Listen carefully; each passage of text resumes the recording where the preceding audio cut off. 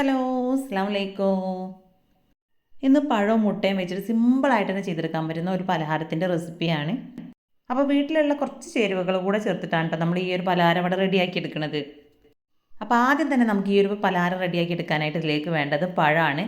അപ്പോൾ ഒരു മീഡിയം സൈസിലുള്ള അത്യാവശ്യം നല്ലപോലെ ഒന്ന് പഴുത്തിട്ടുള്ള ഒരു പഴമാണ് കേട്ടോ ഞാൻ എടുത്തിട്ടുള്ളത്. അപ്പോൾ നമ്മുടെ ഈ ഒരു പഴം ഞാൻ നടുവൊന്ന് മുറിച്ചെടുത്തതിന് ശേഷം ഇതുപോലെ ചെറിയ ചെറിയ പീസാക്കിയിട്ട് കട്ട് ചെയ്തെടുക്കുന്നുണ്ട്. അപ്പോൾ അത്യാവശ്യം നല്ല പഴുത്തിട്ടുള്ള പഴം എടുക്കുകയാണെന്നുണ്ടെങ്കിൽ നമ്മുടെ പലഹാരത്തിനും നല്ലൊരു ടേസ്റ്റ് തന്നെ ആവും. അപ്പോൾ അതാ നമ്മുടെ പഴം ഞാനിവിടെ ഒരു 8 പീസായിട്ട് തന്നെ ഇവിടെ കട്ട് ചെയ്തെടുത്തിട്ടുണ്ട്.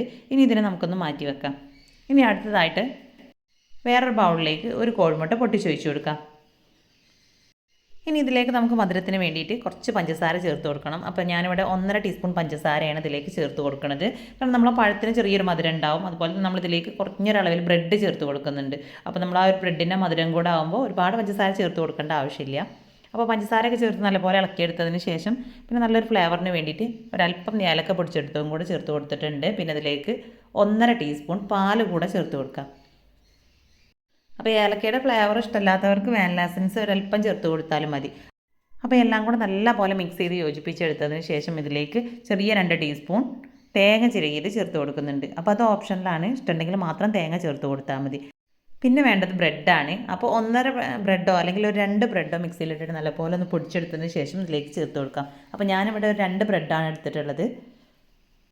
അപ്പോൾ ബ്രെഡ് ഇതിലേക്ക് ചേർത്ത് കൊടുത്ത് നല്ലപോലെ ഒന്ന് മിക്സ് ചെയ്തെടുക്കാം. അപ്പോൾ ഇത് മിക്സ് ചെയ്തെടുക്കുന്ന സമയത്ത് ഒരുപാട് ടൈറ്റായിട്ട് തോന്നുന്നുണ്ടെങ്കിൽ ഒരു 1/2 ടീസ്പൂൺ കൂടെ പാല് ചേർത്തിട്ട് ഒന്ന് ലൂസാക്കി എടുക്കാം കേട്ടോ. അപ്പോൾ ഞാനിതിലേക്ക് ഒരു 1/2 ടീസ്പൂൺ പാല് കൂടെ ചേർത്ത് കൊടുത്തൊന്ന് മിക്സ് ചെയ്തെടുത്തിട്ടുണ്ട്.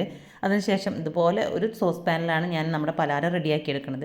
അപ്പോൾ അതിനായിട്ട് അതിൻ്റെ താഴെ ഭാഗത്ത് കുറച്ച് പഞ്ചസാര ഒന്ന് വിതറി കൊടുക്കാം. അതിലേക്ക് നമ്മൾ കട്ട് ചെയ്ത് വെച്ചിട്ടുള്ള പഴം മുഴുവനായിട്ടും ഇതേ ഒരു രീതിയിൽ ഇങ്ങനെ ഒന്ന് പരത്തി വെച്ച് കൊടുക്കാം കേട്ടോ. അപ്പോൾ ആ ഒരു താഴെ ഭാഗം ഫുള്ളായിട്ട് വരുന്ന ആ ഒരു രീതിയിലാണ് നമ്മൾ ഇതുപോലെ പരത്തി വെച്ച് കൊടുക്കേണ്ടത്. അപ്പോൾ ഇതുപോലെ നീളത്തിൽ കട്ട് ചെയ്തെടുക്കുന്നതിന് പകരമായിട്ട് നിങ്ങൾക്ക് റൗണ്ടിൽ വേണമെങ്കിൽ അങ്ങനെയും കട്ട് ചെയ്തെടുക്കാം കേട്ടോ. അപ്പോൾ ആ പഴത്തിൻ്റെ പീസ് മുഴുവനായിട്ടും ഇതിൻ്റെ താഴെ ഭാഗത്തായിട്ട് വെച്ച് കൊടുത്തിട്ടുണ്ട്. അപ്പോൾ മുഴുവനായിട്ട് പഴം അതിൻ്റെ താഴെ ഭാഗത്തൊന്ന് പരത്തി വെച്ച് കൊടുത്തതിന് ശേഷം നമ്മൾ റെഡിയാക്കി വെച്ചിട്ടുള്ള ബ്രെഡും മുട്ടയും കൂടി ചേർത്തിട്ടുള്ള ആ ഒരു മിക്സ് ഇതിന് മുകളിലായിട്ട് ഇട്ട് കൊടുക്കാം. ശേഷം എല്ലാ ഭാഗത്തേക്കും ഒന്ന് ലെവലാക്കി കൊടുക്കാം. അപ്പോൾ ഇത് ഒഴിച്ചു കൊടുക്കുന്ന സമയത്ത് കുറച്ച് തിക്കായിട്ടാണ് ഉണ്ടാവുക. അപ്പോൾ അത് എല്ലാ ഭാഗത്തേക്കും കറക്റ്റായിട്ട് എത്തണം എന്നില്ല. അപ്പോൾ അതുകൊണ്ട് തന്നെ ഇതുപോലെ ടീസ്പൂണോ ഫോർക്കോ ഉപയോഗിച്ചിട്ട് ഒന്ന് പരത്തി എല്ലാ ഭാഗത്തേക്കും ഒരുപോലെ ആക്കി കൊടുത്താൽ മതി. അതിനുശേഷം നമുക്ക് സ്റ്റൗവിലേക്ക് വെച്ച് കൊടുക്കാം. അപ്പോൾ ഏറ്റവും ലോ ഫ്ലെയിമിലിട്ടിട്ടാണ് കേട്ടോ നമ്മളിതിനെ വേവിച്ചെടുക്കേണ്ടത്. അപ്പോൾ അത് ഒരു 5 മിനിറ്റ് കഴിഞ്ഞ സമയത്ത് അതിൻ്റെ സൈഡ് ഭാഗമൊക്കെ നല്ലപോലെ വെന്ത് വന്നിട്ടുണ്ട്.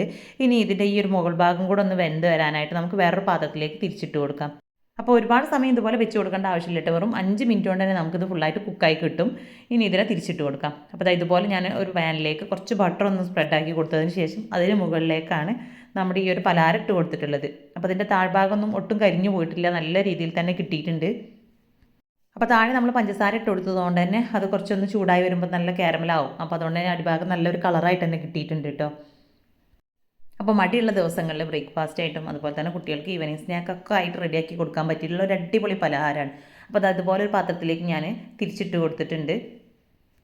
അപ്പോൾ നമ്മുടെ പലഹാരത്തിൻ്റെ മുകൾ ഭാഗം നല്ല രീതിയിൽ തന്നെ റെഡിയായി കിട്ടിയിട്ടുണ്ട്. അപ്പോൾ വളരെ കുറഞ്ഞ സമയത്തിൻ്റെ ഉള്ളിൽ തന്നെ പഴവും മുട്ടയും വെച്ച് ചെയ്തെടുക്കാൻ പറ്റുന്ന നമ്മുടെ ഈ ഒരു പലഹാരത്തിൻ്റെ വീഡിയോ ഇഷ്ടമായിട്ടുണ്ടെങ്കിൽ ലൈക്ക് ചെയ്യുക. അതുപോലെ സിമ്പിളായിട്ട് ചെയ്തെടുക്കാൻ പറ്റുന്ന ഒരുപാട് പലഹാരത്തിൻ്റെ വീഡിയോ നമ്മൾ ചാനലിൽ അപ്ലോഡ് ചെയ്തിട്ടുണ്ട്. അപ്പോൾ കാണാത്തവരുണ്ടെങ്കിൽ ജസ്റ്റ് അതൊക്കെ ഒന്ന് പോയിട്ട് കണ്ടു നോക്കുക കേട്ടോ.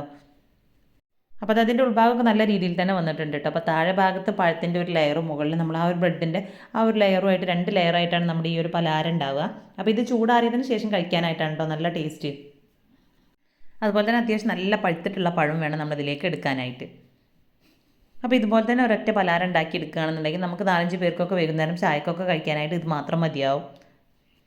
അപ്പോൾ നമ്മുടെ ചാനൽ ഇതുവരെയും സബ്സ്ക്രൈബ് ചെയ്യാതെ കാണുന്ന ഏതെങ്കിലും കൂട്ടുകാരുണ്ടെങ്കിൽ ഒന്ന് സബ്സ്ക്രൈബ് ചെയ്തിട്ട് സപ്പോർട്ട് ചെയ്യട്ടോ. അതേപോലെ തന്നെ നിങ്ങളെ അഭിപ്രായങ്ങളൊക്കെ കമൻ്റായിട്ട് അറിയിക്കുക. അപ്പോൾ നമുക്ക് അടുത്ത പുതിയൊരു വീഡിയോയിലൂടെ കാണാം.